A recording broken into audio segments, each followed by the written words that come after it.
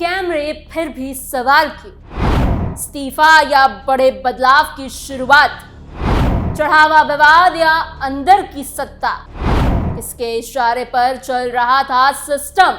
अयोध्या से लगातार ऐसे घटनाक्रम सामने आ रहे हैं जिन्होंने सिर्फ एक विवाद नहीं बल्कि पूरे सिस्टम पर बहस छेड़ दी है। बड़े पदों पर बैठे लोग हट रहे हैं, अंदर बैठकों का दौर चल रहा है, संघ सक्रिय हो गया है, जांच एजेंसियां नए नामों तक पहुंच रही है और अब चर्चा सिर्फ आरोपों की नहीं बल्कि पूरे ढांचे में बदलाव की होने लगी है।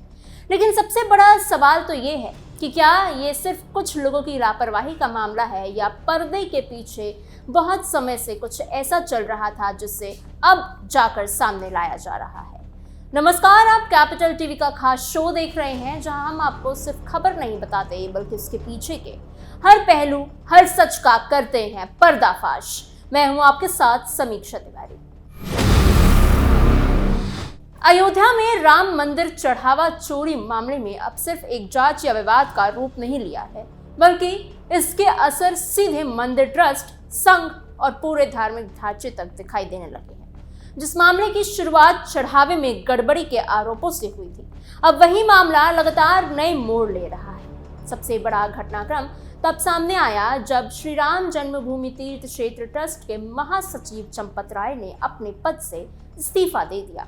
इस्तीफे के बाद रविवार शाम वो अयोध्या से दिल्ली के लिए भी रवाना हो गए। हालांकि दोपहर करीब 3 बजे वो राम मंदिर परिसर में ही मौजूद थे और सामान्य गतिविधियों में शामिल भी दिखाई दिए।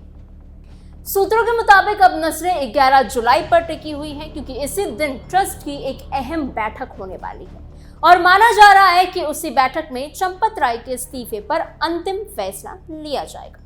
बताया जा रहा है कि चंपत राय उस बैठक में शामिल भी हो सकते हैं, यानी अभी कहानी खत्म नहीं हुई है बल्कि फैसला अभी बाकी है।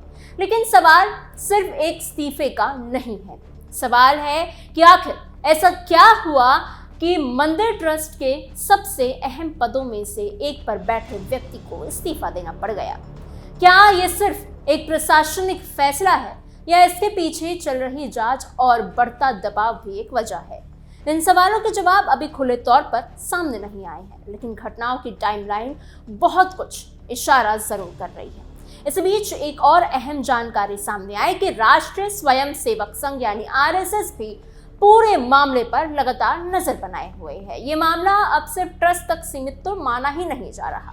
संघ प्रमुख मोहन भागवत के निर्देश पर पूर्वी उत्तर प्रदेश के क्षेत्र प्रचारक अनिल कुमार को अयोध्या भेजा गया। उनका काम था जमीन पर जाकर हालात को समझना और अलग अलग पक्षों से बात करना।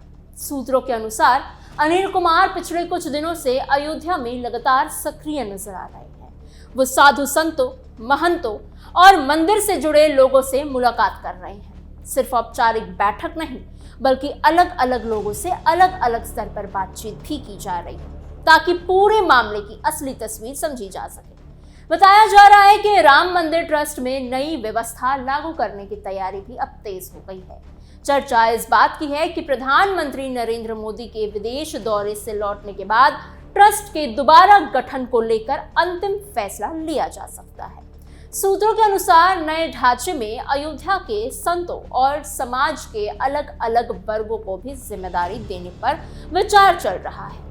अगर ऐसा होता है तो ये ट्रस्ट की संरचना में बड़ा बदलाव माना जाएगा। संघ के क्षेत्र प्रचारक अनिल कुमार शनिवार 27 जून से अयोध्या में डेरा डाले हुए हैं। शनिवार देर शाम उन्होंने करीब 2 घंटे राम मंदिर परिसर में भी बिताए, रामलला के दर्शन किए और इसके बाद राम मंदिर से जुड़े प्रमुख सेवादारों से लंबी बातचीत की। लेकिन उनका दौरा सिर्फ मंदिर तक सीमित नहीं रहा था।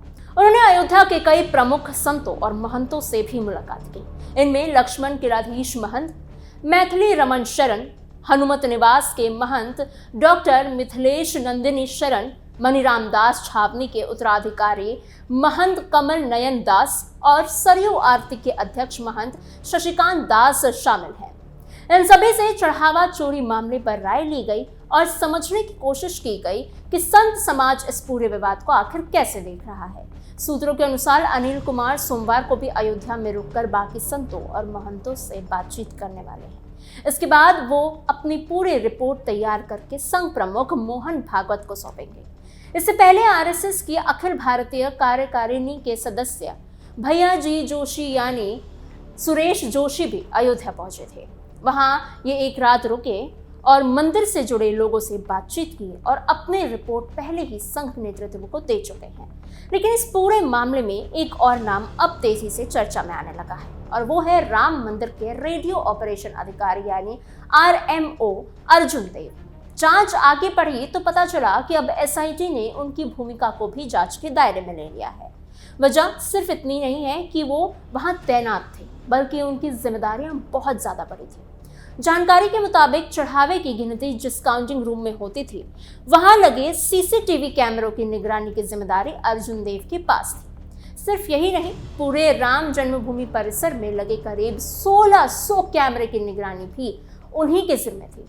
यहीं से सवाल उठने शुरू हो गए कि अगर पूरे परिसर की निगरानी हो रही थी, अगर काउंटिंग रूम में भी कैमरेज कवर कर रहे थे, अगर सुरक्षा व्यवस्था इतनी ज्यादा मजबूत थी, तो फिर गड़बड़ी या चोरी की बात कैसे सामने आई?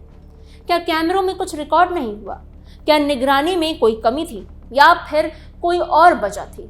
सूत्रों के अनुसार एसआईटी इन्हीं सवालों की जांच कर रही है। शुरुआती रिपोर्ट में अर्जुन देव की लंबे समय से अयोध्या में तैनाती का भी जिक्र किया गया है। बताया गया है कि वो करीब 17 साल से लगातार वहीं मौजूद है। रामलला जब टेंट में थे उस समय भी सीसीटीवी व्यवस्था का काम वही देख रहे थे। जांच के दौरान अर्जुन देव से भी पूछताछ की गई, लेकिन यहाँ जो बातें सामने आई हैं उन्होंने भी कई सवाल खड़े कर दिए हैं। सूत्रों के मुताबिक जब उन्हें पूछताछ के लिए बुलाया गया था तो उनका रवैया जांच टीम के लिए बिल्कुल भी सामान्य नहीं लगा। बताया गया कि वो एसआईटी के सामने पहुंचे और सीधे सवालों का जवाब देने के बजाय कहा कि वो अपने वकील के जरिए जवाब देंगे। सूत्रों के अनुसार जांच अधिकारियों ने उन्हें पद की गरिमा और मर्यादा बनाए रखने की सलाह भी दी।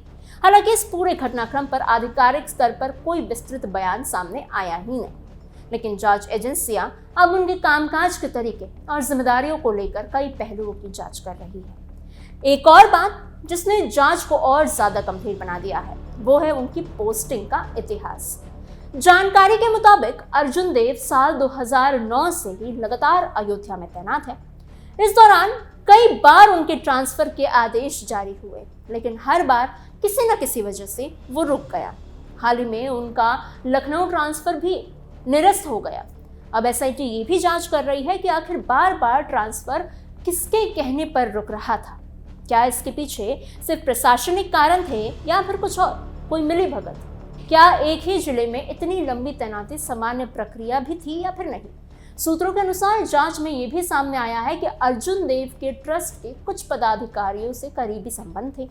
इन्हीं संबंधों की वजह से उनके ट्रांसफर रुक जाया करते थे या फिर नहीं, इसकी भी जांच हो रही है। लेकिन मामला सिर्फ सीसीटीवी तक सीमित है ही नहीं। उनकी जिम्मेदारी कंट्रोल रूम से पुलिस, पीएसी, सीआरपीएफ और दूसरी सुरक्षा एजेंसियों के बीच वायरलेस संपर्क बनाए रखने की भी थी।